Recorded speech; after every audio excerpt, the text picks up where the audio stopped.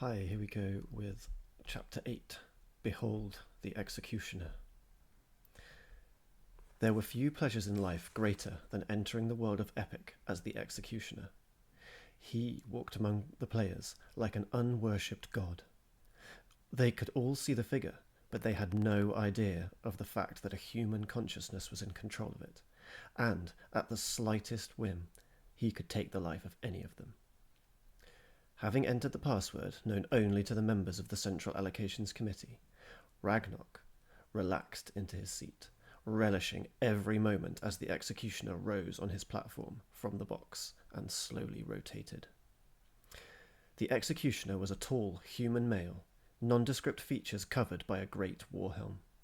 The bulk of the body was covered in rune-carved plate metal armor, the best armor that money could buy, every piece enchanted by a dwarven master craftsman to make it resilient yet light.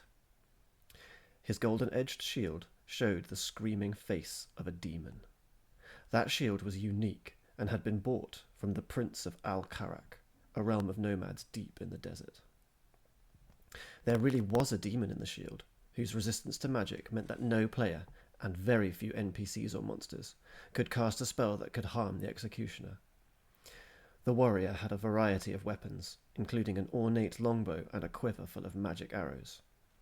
Among the swords at its disposal was Acutus, a vorpal blade that randomly, at a rate of about 1 in 20 blows, cut through any substance. But Ragnok's weapon of choice was the Sword of the Moon.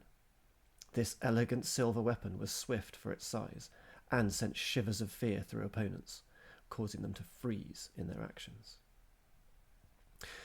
To dwell carefully on his accessory lists of additional magic items was never tedious despite their length.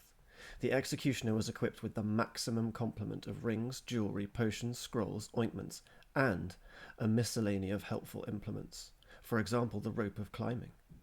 The full cost of equipping this character was more than 10 years of the combined accumulation of Byzants by the entire population of the world, and it was worth it. Enough. Ragnok triggered the entrance button. All was intensely black and still. Then a rushing sound grew rapidly in volume to a roar, accompanied by an explosion of light. Hate and vengeance strode once more in the world of Epic. It was evening, and the first of Epic's moons, Sylvania, was already bright in the deepening blue of the sky. Aridia, the smaller moon, was yet to rise. Ragnok turned slowly about to gain his bearings. He was still at the place of the last executioner. Clearly none of the other committee members had used the character since then. Nearby, a black warhorse stood patiently and looked at him with an intelligent gaze. So they were some 60 miles from New Haven, where the hunt must begin. "Hello, old fellow." Ragnok patted the flank of his mount, then, grabbing the saddle, hoisted himself up. Glancing at the moon again to calculate north, Ragnok urged his steed forward at a canter. The sooner they got to New Haven, the sooner the real hunt could begin. As he clipped his way through the fields, Ragnok felt a surge of joy. Right now, he was the most lethal player in the whole of Epic. Not one of the other committee members could match the executioner. The idea of stalking one of the others had, of course, occurred to him, and if any of them dared to get out of line with Ragnok, he would do it. After all, what could they say? They could hardly admit the truth of the incident to the world, and they could not risk expelling him, exposing themselves to the threat that he might reveal all he knew. Not that any of them came close to deliberately antagonizing him. They found him useful, and perhaps they feared him. Such had been his plan ever since university, to become indispensable to the authorities. He had volunteered for every ugly assignment, every arena battle that he could, no matter how unpopular the issue or controversial the decision that he was being asked to champion. His strategy had worked. Whereas all the other committee members saw themselves as heroes of some sort, as legendary figures, Ragnok refused to cover his deeds with such fanciful notions. He was a villain. So what? Right now, at this moment, he was the greatest power in the land. It has been a hard 20-year slog, but every hour of his youth spent playing Epic, accumulating strength, had proven to be well spent. The executioner raised his sword to the moon and roared aloud with the pleasure of being alive. It would be quite something to be the sole person able to use the executioner. Government of the world necessitated a committee, after all. You needed at least 5 players for a team.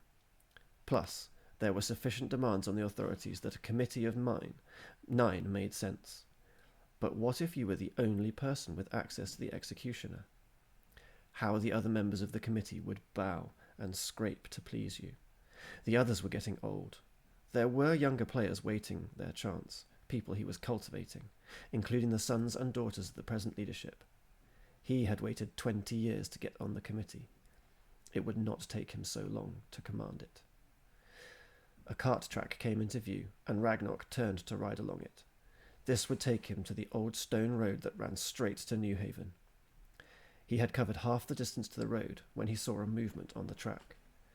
Some brave player was journeying in a wild place very late in the day. The figure had his back towards the executioner and was running, obviously wanting to reach the safety of the stone road before dark. Silently, Ragnok drew the sword of the moon, his left hands on the rein, raising the sword high. The rider of death thundered down on the traveller. A mocking glance over his shoulder showed Ragnok that the person he had struck was an elf. Then he was galloping on, laughing aloud, having neatly sliced the head from his target. Somewhere on the planet, some farmer or student was unclipping, probably in a daze, with no idea as to why their character's life had suddenly ended. By the time the guard post lights of New Haven were approaching, Ragnok had calmed down. The trail of bodies he had left in his wake on the stone road was thinning out. After all, closer to the city, the chance of any word of his slayings reaching the committee rose, and he could not bear to hear their comments. There was even a chance that they might vote to exclude him from using the executioner. Of course, the argument for not killing players unless they had been voted to be assassinated was completely logical and watertight. There was no point arousing questions. But the illicit thrill of being a player killer was something that could not be understood with logic. Nor could logic explain the pattern of his killings. Curiously, it was not the stronger-looking players that attracted his attention, and if there was any justification for the deaths of players, it was to eliminate possible threats to the central allocations team. No, it was the slightly heart-rending players with their one weapon and tiny pieces of armour, which drew his attention. There was something bewitchingly naive and tender about them, spending their spare time killing kobolds and orcs for pennies, saving carefully and slowly. And so he rode them down, bringing their struggle up the ladder of epic to an abrupt end. Once in New Haven, Ragnok rode slowly through the narrow cobbled streets, keeping to the back ways.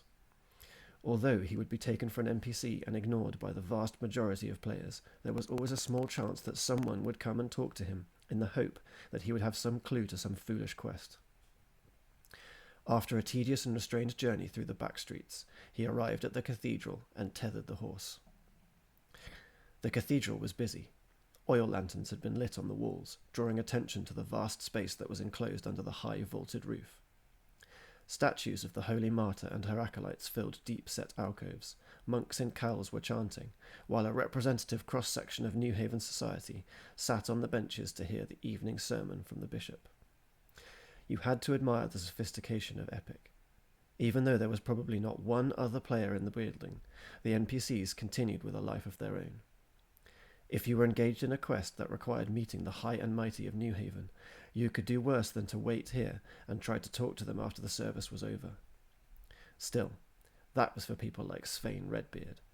With long strides, Ragnok hurried along the aisle that led to the base of the cathedral tower. Ignoring an attempt by an NPC monk to talk to him, he entered the tower, closing the door behind him, and began to run up the stairs. Even the executioner did not have infinite reserves of stamina, and by the 40th flight of stairs, he was moving with distinctly less speed. By the 100th, he was down to a walk. But that was the last. Suddenly, the whole of the sky opened up to him. He was at the top of the tower looking down on the city of New Haven. The glitter of the stars above was matched by the patterns of torches below. He could have been adrift on a dark lake, whose waters transformed the silver glimmers in the sky to yellow blazes below. New Haven was a well-ordered city, and the main thoroughfares were lit by torches at regular intervals. creating trails of torchlight all around him, stretching for miles. The great amphitheatre was completely dark and empty, a huge black circle avoided by the sinuous lines of light. With a sigh, Ragnok prepared to unclip. When dawn came to Epic, he would return and begin his search. We'll see what happens with his search for Harald next time.